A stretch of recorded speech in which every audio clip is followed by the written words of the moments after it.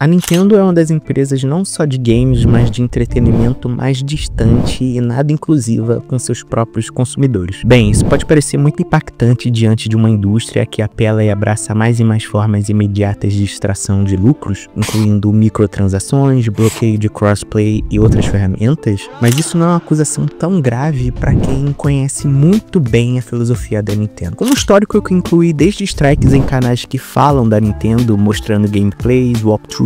rumores e etc., tentando aplicar universalmente a mesma lógica severa de copyright do Japão, a sua baixíssima disposição de traduzir seus produtos para públicos de países latinos e até mesmo com o ostracismo quanto à sua posição na indústria de jogos, a Nintendo vem com seu novo projeto, o Nintendo Switch 2. Cercado de promessas criadas pela Nintendo, como um console potente, uma estratégia mais assertiva para competir com outros gigantes da indústria de games e jogos de lançamento do console incluindo propriedades intelectuais como Donkey Kong e Mario, mesmo com tantas expectativas e promessas, a Nintendo mais uma vez encontrou uma nota de rodapé para continuar sendo a velha Nintendo que dá calafrios para sua fanbase já cansada e super maltratada do sul global. Pouco tempo após o anúncio e detalhes do novo console por parte da Nintendo e a passagem do hype inicial, muitas coisas já geraram preocupação em consumidores traumatizados com as táticas da empresa. A começar pelo óbvio absurdo, a exorbitante precificação do console. Os pacotes iniciais com lançamento marcado para justamente hoje,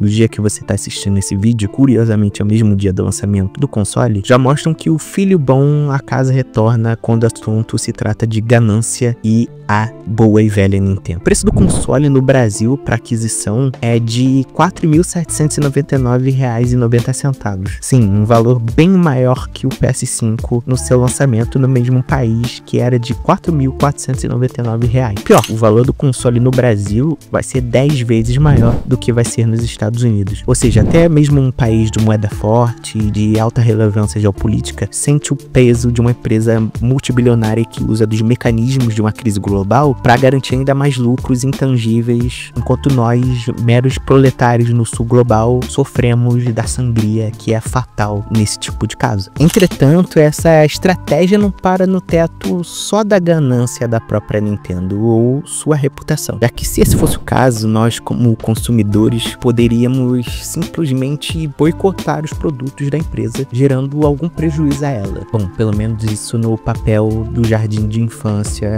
do neoliberalismo. Mas essa decisão não só expõe a visão que a Nintendo tem sobre a indústria, mas abre um precedente para que outras empresas façam exatamente o mesmo com sua base leal de fãs, que pode fazer não só com que o mercado de games em diversos países, principalmente subdesenvolvidos ou em desenvolvimento, se torne algo extremamente nichado a uma classe social, como era em alguns países há 2 ou 3 gerações, os nossos pais e avós. A principal preocupação quanto a isso é o lançamento do super aguardado GTA 6, com a expectativa imensa gerada em torno do jogo há anos e diversas pessoas já caçando pré-vendas do jogo, além de um investimento de 2 bilhões de dólares por parte da Take-Two, surge a seguinte questão: será que vendo o movimento da Nintendo cobrando $80 em seus jogos com propriedades intelectuais como Donkey Kong e Mario, faria com que a Rockstar em conjunto com a Take-Two não teriam simplesmente nenhum problema em cobrar algo em torno desse preço ou até mais caro no jogo? E não duvide de nada, pois já existem pessoas esperando isso ou pior, e em alguns casos tentando racionalizar algo elitista nesse nível, como se essas pessoas tivessem alguma parcela inclusive de lucro nesse quilométrico bolo de ambas as empresas. O que me leva a outra preocupação que pode permear a indústria com esse lançamento: a defesa gratuita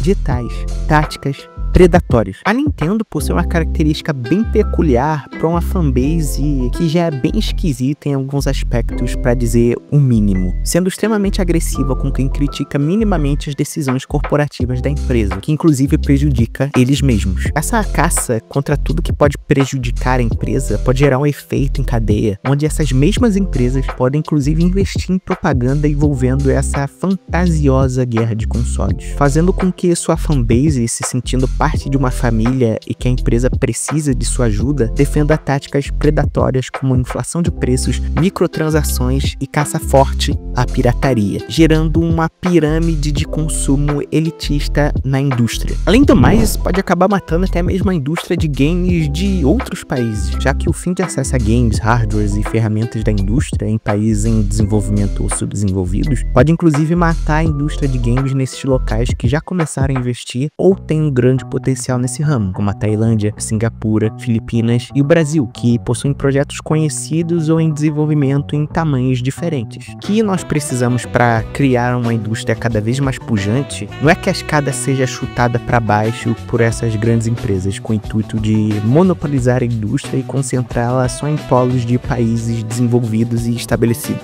Ha Jun-chang, um economista desenvolvimentista sul-coreano, expressa isso muito bem em seu livro Chutando a Escada, a estratégia do desenvolvimento em perspectiva histórica, quando ele demonstra que países que investiram maciçamente em sua industrialização e se sucederam nesse projeto, posteriormente se viraram contra outros países e tentaram lhes sabotar quando esses mesmos países tentaram se desenvolver, os vendo como uma provável ameaça, como, por exemplo, a própria Coreia do Sul e o Japão fizeram. Por mais que esse exemplo citado seja sobre a industrialização do setor pesado de países como o Japão, a Coreia do Sul e outros, tal folheto também é seguido à risca na indústria de games que é tão amada por nós. É necessário, então, primeiramente, não normalizar tais táticas predatórias de uma indústria que sabe que nós vivemos em uma crise global e promove a normalização de preços absurdos, extraindo gigantescos lucros às custas de nosso esforçado dinheiro, já que a base do sistema geopolítico que nós vivemos é baseado no conflito de duas classes antagônicas, onde o que privilegia os ricos é a piora exponencial da qualidade de vida de nós, trabalhadores, e cometemos o terrível pecado de não nascermos em um berço de ouro. E olha, eu sei que essa retórica pode parecer política pra você, mas eu preciso que você seja racional e caia na real. Tudo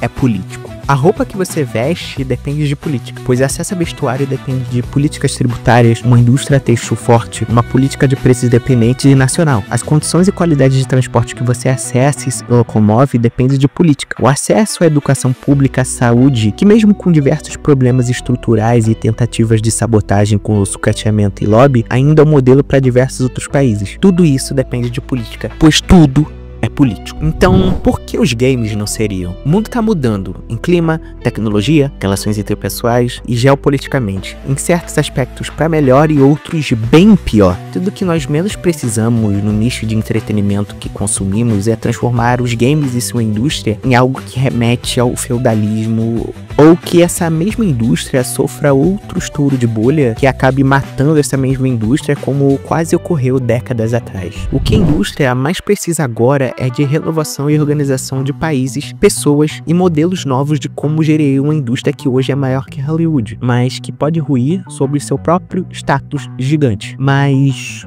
como fazer isso e o que fazer? Criando leis de remessas de lucro para multinacionais estrangeiras, fomentando até mesmo o setor de jogos nacionais com a criação de leis de reserva de mercado e incentivos. São tantas possibilidades de mudança e renovação que eu não vou mentir para você, que eu aprecio muito por investir seu tempo assistindo esse vídeo, inclusive, pois eu não creio em soluções fáceis e metafísicas, mas sim materiais. Então, o que nós precisamos é tudo menos ego, avareza e monopolização. Nesse dia de lançamento do mais novo produto da Nintendo, precisamos que a Nintendo olhe para trás, quando ela era uma pequena empresa tentando subir a metafórica escada antes que a indústria inteira caia, e dessa vez não exista uma escada para ninguém mais subir, independente do tamanho de sua própria grandeza.